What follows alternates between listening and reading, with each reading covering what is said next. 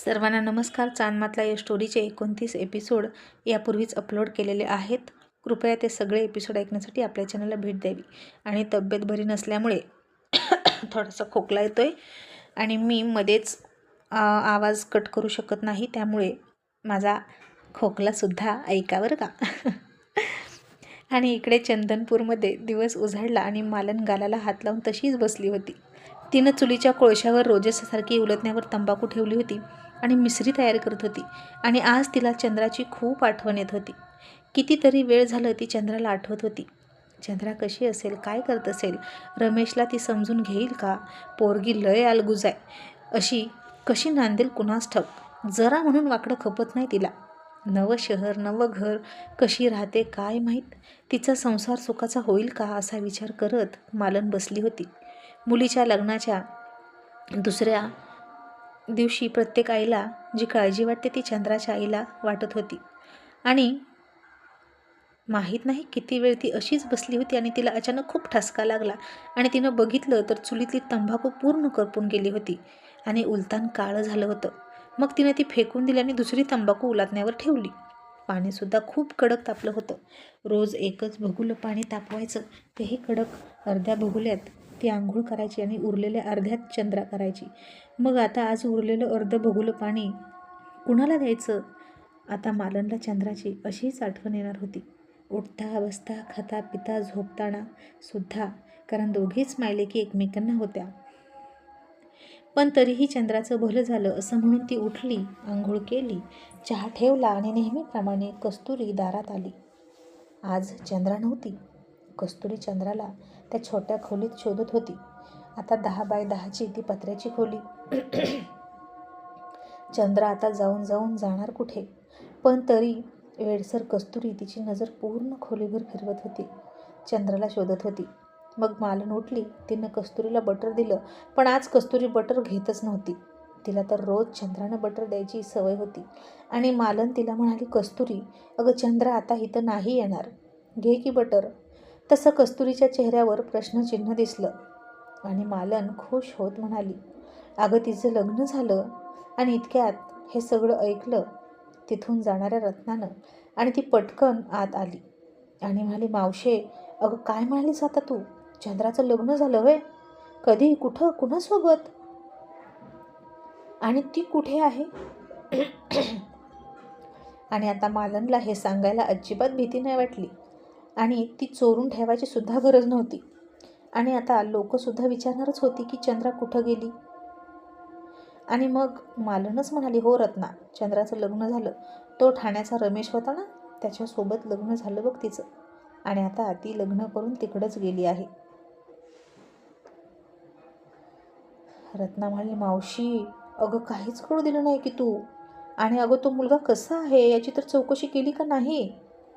आणि मालन म्हणाली, अगं बघितलंय की, अगं चांगलं आहे. चंद्राची अब्रू पण दौलतपासून वाचवली त्यानं. आणि आमचं घर जाळायला दौलत आला होता ना, तेव्हा त्यानंच वाचवलं की पेटण्यापासून, तुला तर माहीतच आहे की. मग चांगलाच असेल ना तो? रत्ना म्हणाली, होय आता तू म्हणतेस म्हणजे चांगलंच असेल, पण आता ती तिकडं कशी आहे ते कसं कळणार? आणि आता मात्र मालन खरंच कोड्यात पडली. लग्न तर केलं चंद्राचं, पण आता तिचा पत्ता माहीत नाही, ती कुठे आहे माहीत नाही. मग मालन म्हणाली, आता काय माहीत तिची कुशाली कधी कळेल. तिने पत्र पाठवलं तरच कळलं. आणि तिच्या तिकडचा पत्ता पण नाही बघ माझ्याकडे. रत्ना म्हणाली, मावशी अगं आता हे किती अवघड होऊन बसलं बघ बरं. आता ते तिकडं कशी असेल काय माहीत. आणि तिचं कसं होणार हे कसं कळणार तुला? ती चांगली आहे की नाही कसं कळणार? अगं असा कसा अविचार केलास गं मावशी तू? ओळख ना पाळक आणि इतक्या लांब तू तिला दिलीस होय? आणि मालन तसले डोक्यातले विचार झटकून म्हणाली, रत्ना ते सगळं सोड, तिचं लग्न झालं ना हेच मला महत्त्वाचं आहे. आता तरी तिला कोणी म्हणणार नाही की तुझी कस्तुरी करेल, कारण आता तिला नवरा आहे. ती इथून लांब गेली हे चांगलं झालं बघ. असं म्हणून मालन भाकरी करायला बसली. आणि आज तिनं चंद्राच्या वाटणीची सुद्धा भाकरी बनवली आणि ती कस्तुरीला घालायचं असं तिनं ठरवलं. कारण आता चंद्रा नाही तर कस्तुरीच आपली मुलगीच आहे असं ती मानत होती. मग आता दौलतसुद्धा रातोरात पुन्हा त्याच्या वाड्यावर आला होता. तेही जखमी होऊन गेला होता शिकार करायला आणि स्वतःच जायबंदी झाला होता तो.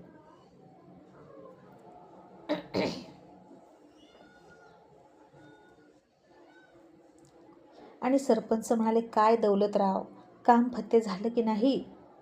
लवकर परत आलात, केली की नाही शिकार त्या बिनशेपटाच्या वाघिणीची? आणि दौलत मनातच चरफडत आणि त्याच्या पायावरच्या जखमेकडे बघत म्हणाला, आबा, खरंच आय घाली वाघीण निघाली. तितक्यातनं पण निसटून गेली बघा, माझ्या पायावर वार करून. आणि रमेशला पण तिनं जखमी केलाय. आणि सरपंच आता खूप चिडले आणि म्हणाले, आणि तुम्ही परत शेपूट गांडीत घालून परत आलात होय, बकरीसारखं बेबे करत आणि मुळूमुळू रडत. मला तर वाटतं तुमच्या अंगात आमचं रक्तच नाही. आणि तुम्ही पुरुष तरी आहात की नाही कुणास ठाऊक. नामर्द, खरंच नामर्द आहात. एक पोरगी तुम्हाला ऐकली नाही. मग इतकी सगळी माणसं पाळलेल्या कुत्र्यासारखी कशाला पाळली होती? ती सोडायची की तिच्या अंगावर शिकारी कुत्र्यासारखी आणि तोडायचे तिचे लचके.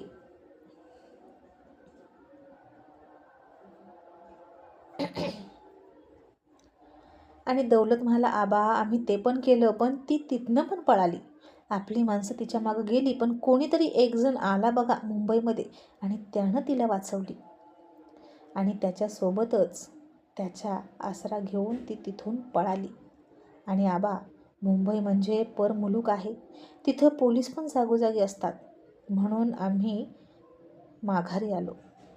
आणि आता ती जाऊन जाऊन कुठं जाईल? भटकल अशीच कुठं तरी, भटक्या कुत्रीसारखी.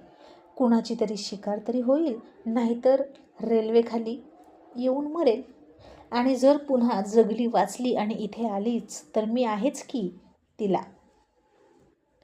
यावेळी तिची साडी फेडून घेणार आणि तिला नागडी करून वेशीपर्यंत तिची वरात काढतो की नाही बघाच.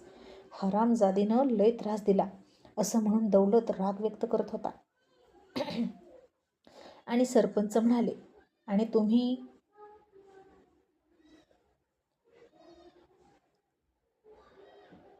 तुम्ही दौलतराव माझं नाक कापलं, शेण खावा शेण, एक पोरगी ऐकत नाही, असं म्हणून सरपंच रागात निघून गेले.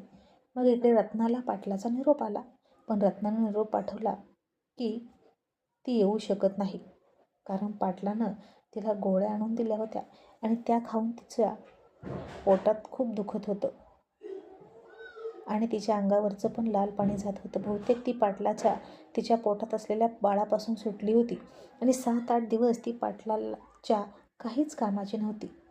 आणि रत्ना येत नाही म्हटलं की पाटलाला तरी काय, त्यानं लगेच दुसऱ्या पोरीला म्हणजेच सावीला लागोलाग निरोप पाठवला आणि म्हणाला, लवकर शेतात ये. आणि आता ती गेली पाटलाची सेवा करायला रानात.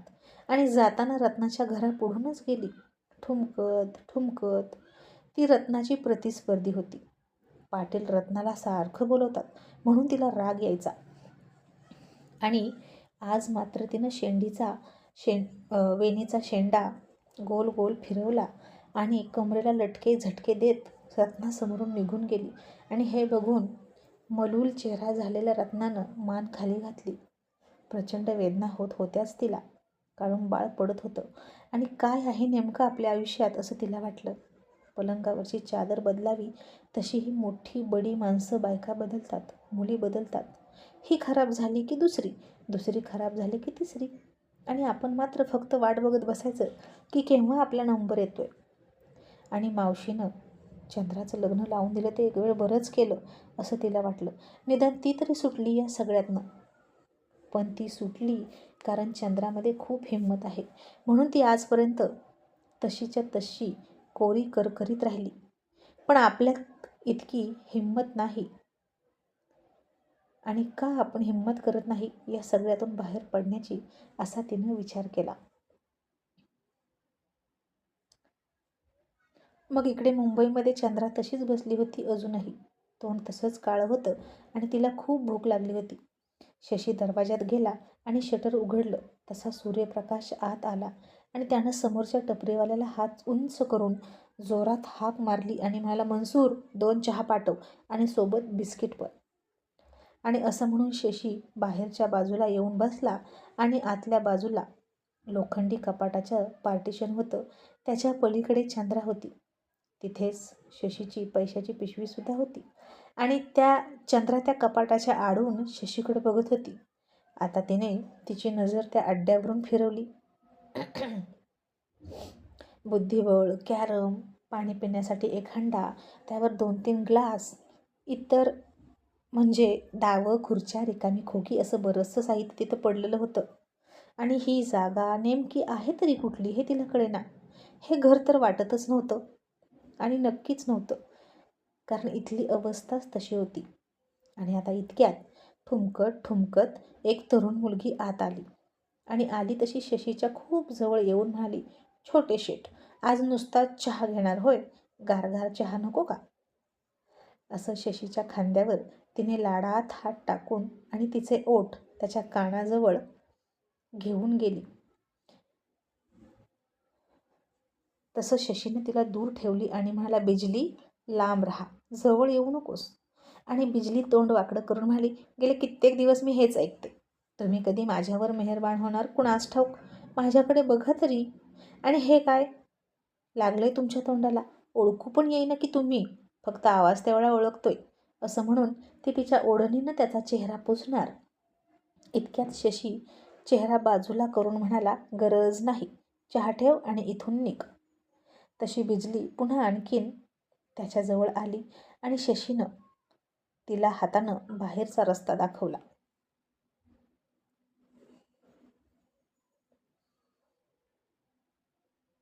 आणि आता बिजली चिडली आणि म्हणाली, "जावा तिकडं, बघू की किती दिवस पळणार माझ्यापासून." असं म्हणून निघून गेली.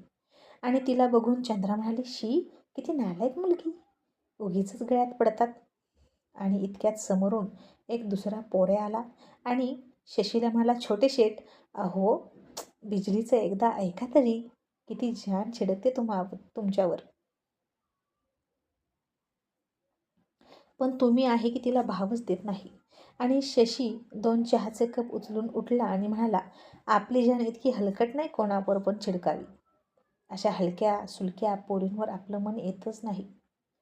तो पोऱ्या म्हणाला, "मग कसली पोरगी पाहिजे तुम्हाला, सांगा तरी." आणि शशीने त्याच्याकडे बघितलं आणि म्हणाला, "वाघीण." असं म्हणून आतल्या बाजूला गेला आणि त्या मुलाला म्हणाला, "आत येऊ नकोस, नाहीतर घाबरशील." आणि दोन्ही कप तिथेच खुर्चीवर ठेवले आणि एक कप उचलून प्यायला लागला.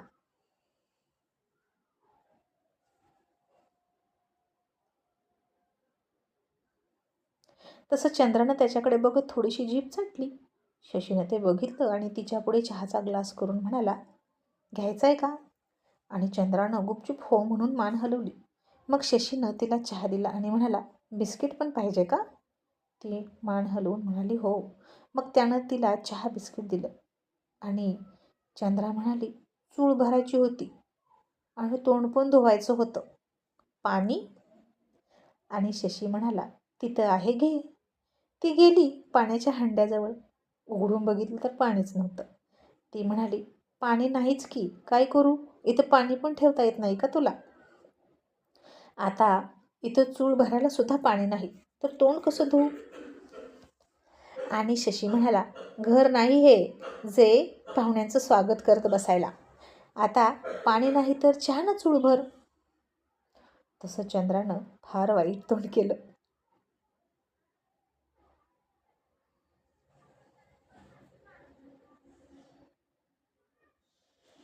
आणि तिचं तोंड बघून शशी म्हणाला, "नकोय का चहा? मग राहू दे, आण इकडे, नाहीतर थंड होईल, मला पिऊ दे." तसं चंद्रा म्हणाली, "नाही नाही, राहू दे, मी पिते." असं म्हणून चहात बिस्किट बुडवून खाल्लं आणि चहा संपला. मग शशीनं दुसरा पण चहा तिच्यासमोर ठेवला आणि आता चहा शिल्लक राहिला आणि बिस्किट संपलं. मग शशीनं त्याच्या हातातला बिस्किट पुडा पण तिला दिला आणि म्हणाला, "आता दोन्ही मॅनेज कर, चहा आणि बिस्किट." चंद्रा काहीच न करून म्हणाली, "काय करू?" शशी म्हणाला, "दोन्ही एकत्र संपव, मागं पुढं करू नको."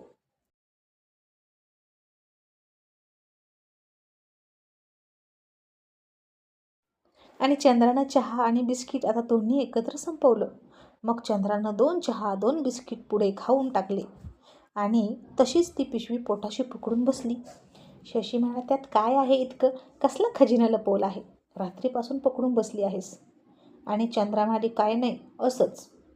आणि शशी चिडून म्हणाला, बरं असंच ना, मग ठीक आहे. आता उठ आणि निघ इथून.